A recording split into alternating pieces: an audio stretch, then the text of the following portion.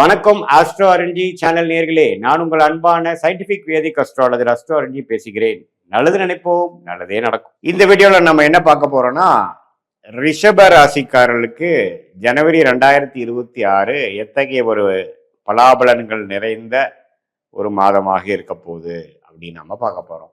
இப்ப பாருங்க, ஆண்டின் முதல் மாதமாகிய ஜனவரி மாதம் பிறக்கும் பொழுதே ரிஷப ராசிக்காரர்களுக்கு சனி 11ஆம் இடத்திலே நீடித்திருக்கிறார். குரு 2ஆம் இடத்தில் நீடித்திருக்கிறார். ராகு 10ஆம் இடத்திலும், கேது 4ஆம் இடத்திலும்.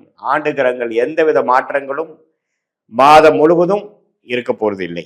இத்தகைய ஒரு அமைப்பு என்ன கொடுக்குது அப்படின்னா, 11ஆம் இடத்துல இருக்கிற சனி அருமையான ஒரு அமைப்பு. அதே சமயத்துல 2ஆம் இடத்துல குரு கொடுக்கிறது நிதி நிலைமை, பண விஷயங்கள், குடுக்கல் வாங்கல், குடும்பம், வாக்கு எல்லாத்துலேயுமே ஓரளவுக்கு சாட்டிஸ்ஃபேக்டரியா ஓரளவுக்கு இருக்கக்கூடிய அமைப்பு கொடுக்குதுங்க. அதே சமயத்தில் கேது 4ஆம் இடத்துல இருந்து வீடு, தாயார், இடம், வண்டி, வாகனத்தில் சில கோளாறுகள், சில அக்கறை தேவைப்படுகிறது. உடல் நலமாக இருந்தாலும் சரி, அதோட மெயின்டெனன்ஸ் விஷயங்கள், உயிர் காரத்துமாகிய தாயார், ஜட காரத்துமாகிய மூவபிள் ப்ராப்பர்ட்டிஸ் விஷயத்தில் கொஞ்சம் அக்கறை தேவைப்படுகிறது. அதே சமயத்தில் 10ஆம் இடத்துல இருக்க ஒரு ராகு சிறு தொந்தரவுகள், சிறு பிரச்சனைகள், அதுக்கு தகுந்த மாதிரி நம்ம சொல்யூஷன் கொடுக்கக்கூடிய அமைப்பு, நம்ம முயற்சிகள் எடுக்கக்கூடிய அமைப்பு, வேலை தொழிலில் இருந்துகிட்டே இருக்கும்.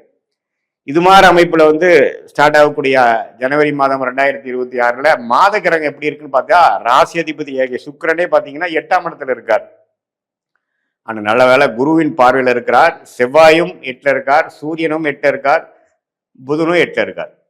இது முதல் ஒரு ஃபர்ஸ்ட் ஆஃப் பார்த்தீங்கன்னா ஒரு சுமாரான பலன் தான். ஏன்னா நிறைய கிரகங்கள், 4 கிரகங்கள் 8ல இருந்து குருவின் பார்வை பெறும் பொழுது கூட்டு தொழில் செய்பவர்களுக்கு, வெளிநாடு சம்மந்தப்பட்ட விஷயத்துக்குள்ள இம்போர்ட் எக்ஸ்போர்ட் பண்றவங்களுக்கு, அதே சமயத்தில் ஷேர் மார்க்கெட், முதலீடு, ஒரு வித்தியாசமான ஒரு டிரான்சாக்ஷன், அதாவது நேரடியாக தொழில் வச்சு பண்ணாமல் ஒரு மறைமுக இன்கம் பண்ணுறவங்க, அது மாதிரி விஷயத்தில் இருக்கிறவங்களுக்குலாம் நல்ல பெனிஃபிட்ஸ் உண்டு. ஃபர்ஸ்ட் ஆஃப் கலைத்துறையில் இருக்கிறவங்களா இருந்தாலும் சரி, இது மாதிரி கூட்டு ஒரு குரூப் ஆஃப் பீப்புள் சேர்ந்து ஒரு தொழில் பண்ணுறாங்க, அது மாதிரி விஷயங்கள், சுப முதலீடுகள், பங்கு சந்தையில் லாபம் வருவது, உயில் மூலமாக அடுத்தவங்களோட சொத்து வருவது, வரவேண்டிய பணம் வருவது, இதுக்கெல்லாம் அருமையான ஒரு பலன் மாதத்தின் ஃபர்ஸ்ட் ஆஃப் கொடுக்குதுங்க, 15 days.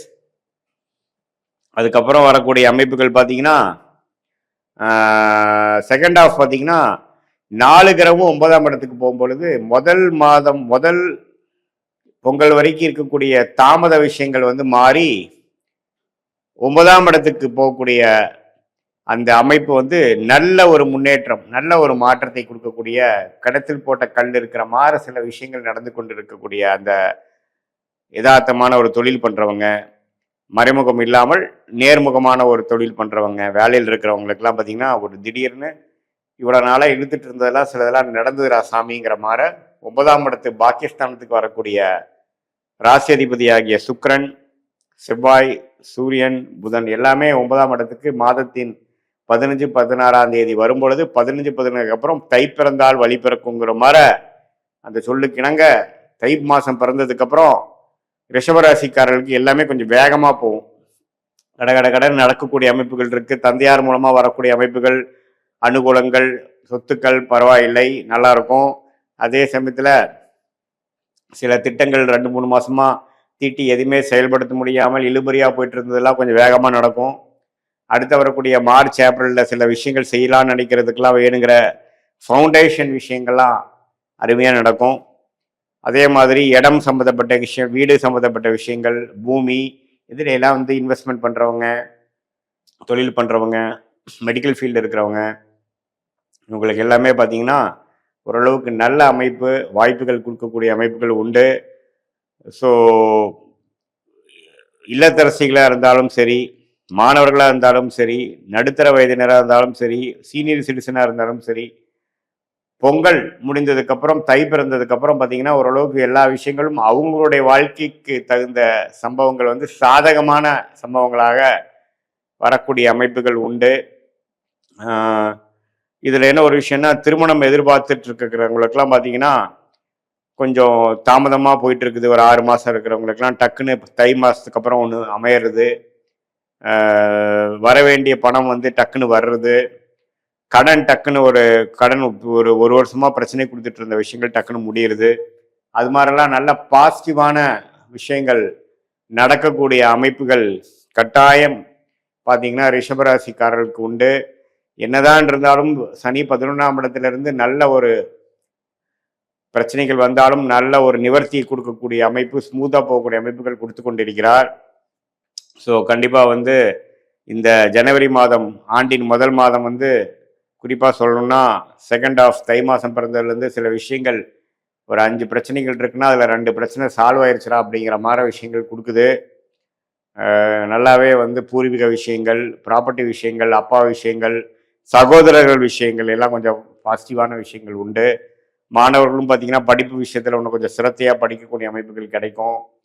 அவங்க என்ன படிக்க நினைக்கிறாங்களோ அதில் கிளாரிட்டி, கன்ஃபியூஷன் நீங்கிற அமைப்பு. அதே சமயத்தில் ஹெல்த் இஷ்யூஸாக பாதிக்கப்பட்ட முதியோர்களுக்கெல்லாம் கொஞ்சம் படிப்படியான நிவர்த்தி, இது எல்லாமே ஓரளவுக்கு கிடைக்கக்கூடிய ஒரு அற்புதமான ஒரு மாதமாக ரிஷபராசிக்காரர்களுக்கு இருக்கு.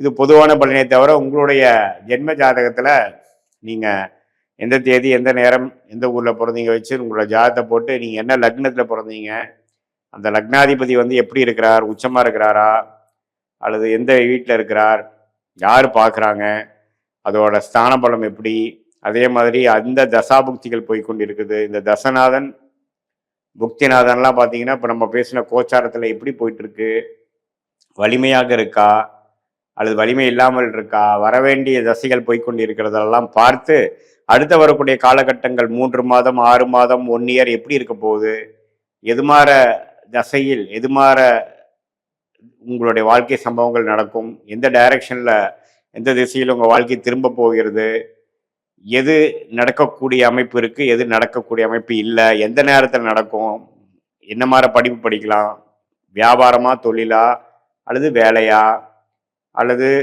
நம்ம வந்து வேலை மாறக்கூடிய அமைப்புகள் வந்து எந்த நேரத்தில் மாறுறது நல்லது, எப்போ வேகமாக போகணும், எப்போ அடங்கி வாசிக்கணும், எப்போ கடன் அடையும், இது மாதிரி வாழ்க்கைக்கு தேவையான எல்லா இம்பார்ட்டண்ட்டான விஷயங்கள் எல்லாம் நம்மளுடைய தசா புக்திகள் வச்சு நம்ம இப்போ பேசின கோச்சாரத்தையும் நம்ம வந்து ஒரு சேர்த்து பார்க்கும் பொழுது சயின்டிஃபிக் வேதிக் அஸ்ட்ராலஜி முறையில் எந்த விதத்திலும் மிகைப்படுத்தாமல் பரிகாரங்கள் அது மாதிரி விஷயத்துக்குள் போகலாமல் உள்ளது உள்ளவாறு நம்ம பார்க்கும் பொழுது கரெக்டாக இப்போ என்ன போயிட்டுருக்கு, எது மாதிரி அமைப்புகள் வந்து நமக்கு காத்திருக்கிறது, தேவையற்ற விஷயங்களை வந்து நம்ம எப்படி தவிர்ப்பது அப்படிங்கிறதெல்லாம் துல்லியமாக முடிவு பண்ணி சயின்டிஃபிக் வேதிக் அஸ்ட்ராலஜி மூலமாக நல்ல கரெக்டான முடிவுகள் சரியான நேரத்தில் எடுத்து வாழ்க்கையில் எதிர்நீச்சல் போடாமல் வாழ்க்கையில் எளிதில் வெற்றி பெற முடியும் என்று சொல்ல விரும்புகிறேன். மீண்டும் மற்றொரு காணொலியில் சந்திப்போம். நன்றி, வணக்கம்.